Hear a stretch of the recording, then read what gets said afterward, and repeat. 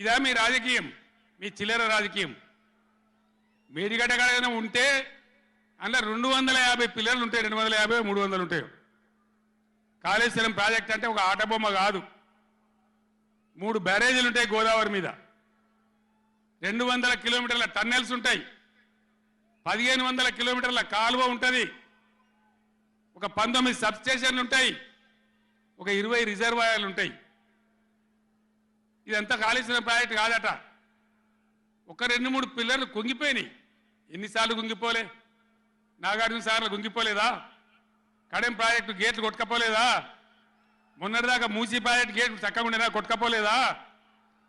ఏదైనా పోతే సదరాలు దాన్ని మంచిగా చేయాలి, తొందరగా మంచిగా చేసి రైతులకు నీళ్ళు ఇవ్వాలి. కానీ మేము మేడిగడ్డకు పోతాం, బొందలగడ్డకు పోతాం, ఇదా రాజకీయమా? ఇది తెలివా? తెలివి అనిపించుకుంటుందా? ఇవి కాదు కావాల్సింది, రాష్ట్రానికి ప్రజలకు కావాల్సింది. ఓ లోడొచ్చు, వాళ్ళు గెలవచ్చు, ఎవరికి శాశ్వతం కాదు. మళ్ళా డబల్ స్పీడ్తో మేము అధికారంలోకి వస్తాం.